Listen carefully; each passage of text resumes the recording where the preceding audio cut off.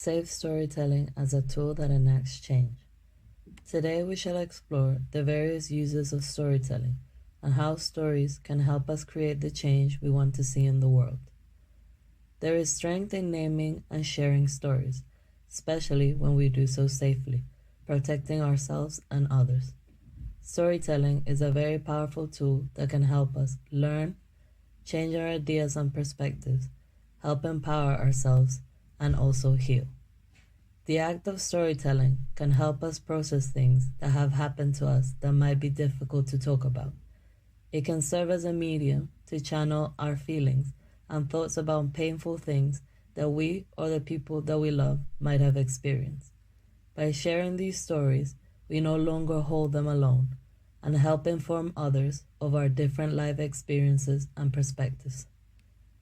Most importantly, storytelling can be important to us and those close to us, and it can be really important on a bigger scale too. Storytelling can help create change.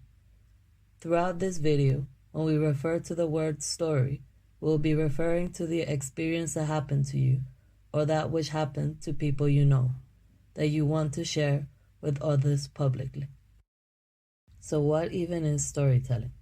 In plain terms, it is the act of sharing a story. You can share stories in so many different ways. It can be done verbally, when you share a story by speaking, sharing a speech, or even singing. It can be written like in a letter, book, or even a story on Instagram. It could also be done visually, without any words, like with an animation or as a picture book. Today, we will explore how safe storytelling can be used to have your voices heard. Using your valuable experiences to do good and challenge ideas on domestic abuse. Planning and strategy. We know that we want to use our stories to enact some kind of change, but how do we do this? The first step before we get things rolling is to make a plan. We have to decide what our objective is. We must determine what the goal of our storytelling is. Once we do, then we can start creating the parameters of how our storytelling will look like. The objective will determine the final form of our story and how we tell it. Here are some examples of how our goals can shape our storytelling. Let's say that you would like to help reduce and prevent domestic abuse in your neighborhood. So you and your friends decide to use your stories to help educate people at your school. You do this by using storytelling to run an educational campaign on how to identify instances of domestic abuse. You and your friends create posters and deliver presentations with case studies, helping participants identify patterns of abuse to prevent domestic abuse at a local level. You could also decide to use storytelling to support, connect, and empower other survivors of domestic abuse, to let them know that they're not alone in their experiences and combat isolation. You can decide to run some local creative workshops where you make collages and comics with others. You can encourage people to express what has happened to them in a creative way using images, words, and drawings. In this sharing of stories in a safe and private setting, people can feel empowered by using their stories to create beautiful things together with other people that share a similar experience. You can also decide to use your stories to influence decision makers in your city to make tackling domestic abuse one of their main community concerns. So you can use your story and that of others to collect data and testimonies on domestic abuse to influence safety planning in your city. You can host a meeting with your local MP to bring these concerns forward to the mayor of your city. These are just a few examples of how much impact one or several stories can have in the world. We just have to decide what we would like to do and do it. The sky is the limit. The most important thing is to establish what we hope sharing our stories will do and plan towards how we achieve this goal. This will determine how we share our stories, write, and present them. The act of telling a story takes bravery, especially when it's your own story and one that is difficult to tell. You can feel very vulnerable sharing these things out loud with others. So boundaries and deciding what you choose to share is very important to make sure you feel safe and empowered to do so. Boundaries help us determine what are our needs and what feels comfortable for us when we make things public. It makes us and others feel safe in doing something that might seem scary.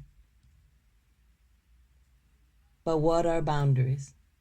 What is the first thing that comes to mind when you hear the word boundary? I tend to think about sports. I think about the lines drawn in chalk in a football field or in a baseball game.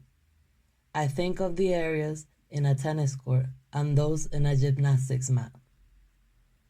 Those lines exist to contain the game and to make it all work. Each line means something. It might mean that everyone in the game has to stay within the lines, or maybe to help indicate in which areas certain players are allowed to be. Ultimately, if the players don't stick to the rules, then maybe they'll get a foul or lose the game. Boundaries also exist in our relations to others. These can exist with anyone we are in relation to. It could be with our friends, partners, family, co-workers, and even ourselves. These can be emotional, mental, and/or physical. In this sense, we can imagine our boundaries with other people as imaginary lines that we draw to set out limits, rules, and agreements in our relations. Boundaries help us show where one thing ends and another begins. In short, boundaries will help you define what we are comfortable with and how you would like to be treated by others. They help us define what's acceptable and what isn't.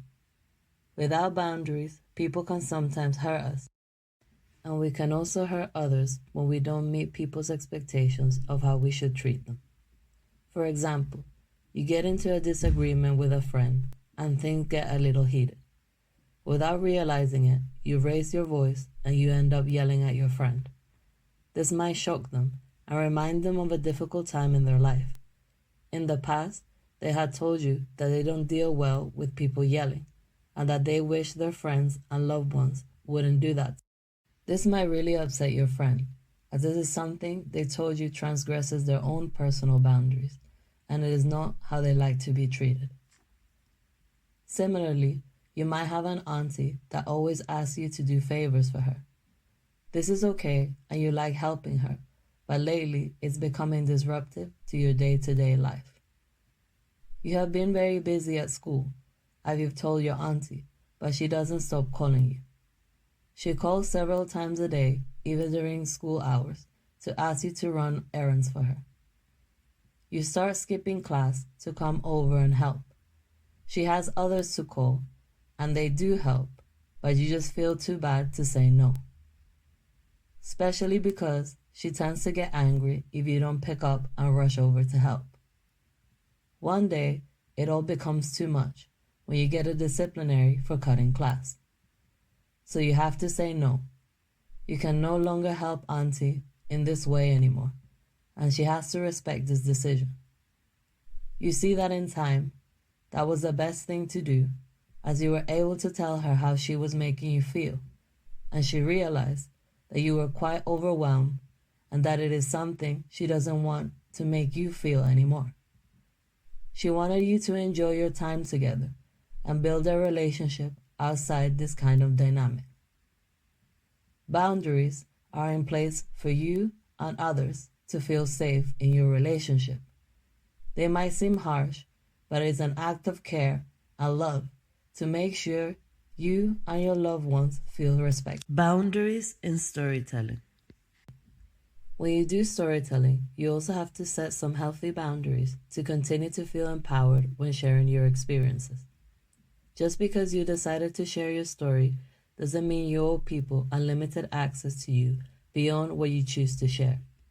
Sometimes unhealthy expectations can be placed by others and by ourselves when you say you want to share your lived experience of domestic abuse.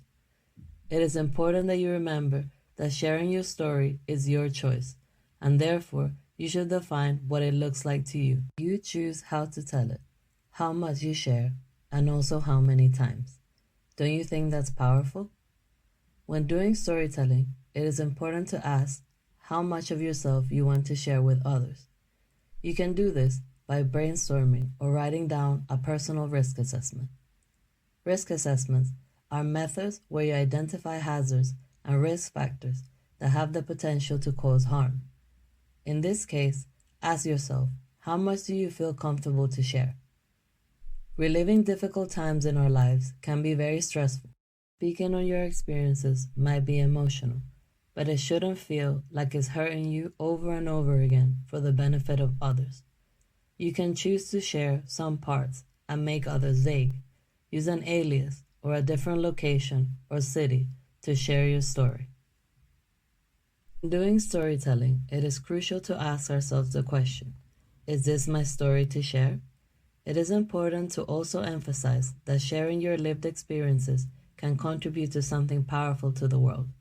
But if you tell someone else's story without being really careful, then you're taking their power instead of using yours.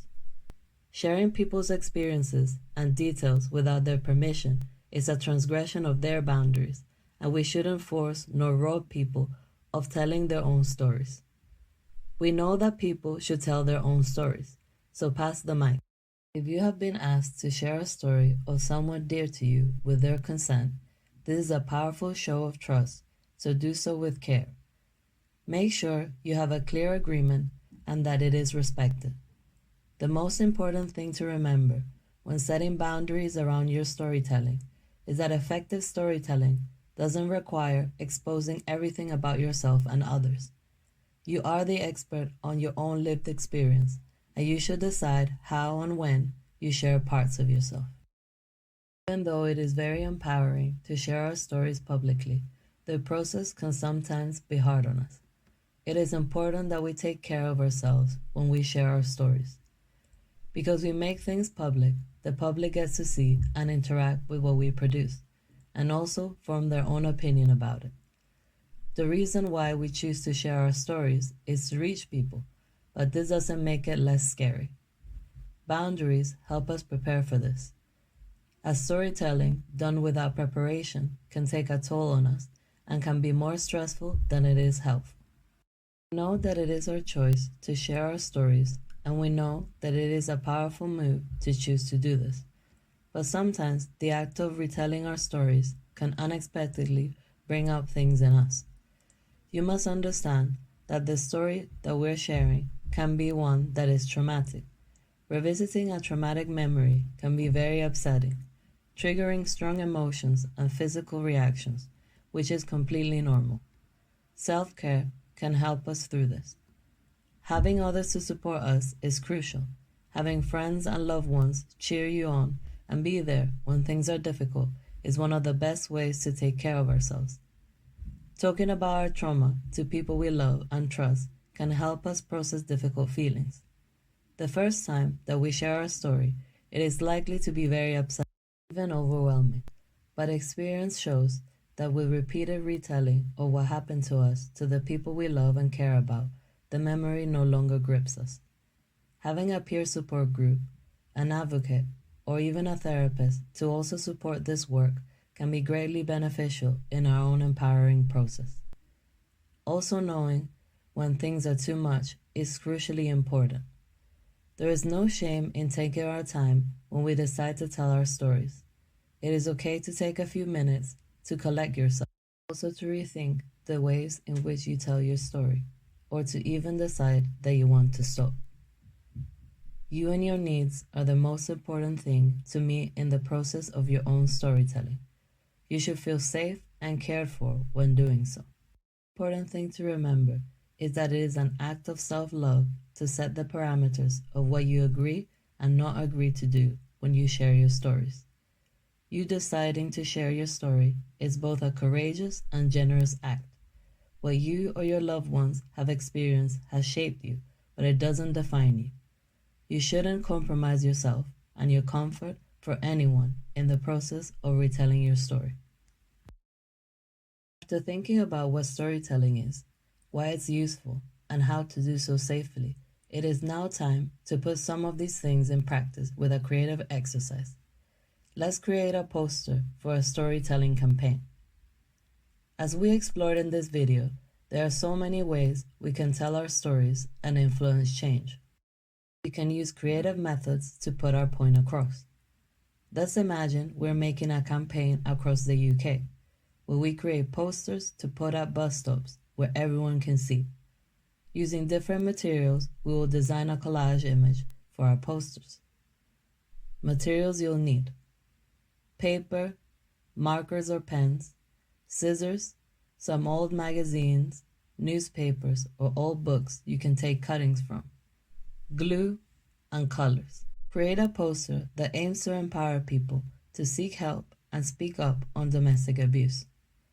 Look through magazines, books, and newspaper images, words, and other things to cut out to make our poster.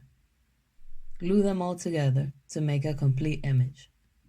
Include a short quote of what you would like to share on your poster that relates to your story. When creating the poster, think of: who is this aimed at? What is it that I would like to say about domestic abuse to the larger public? What is my objective? Now that we've had a go at creating something for our practice storytelling campaign, it is time to put it in practice in real life. We're looking forward to what you will create and share with the world.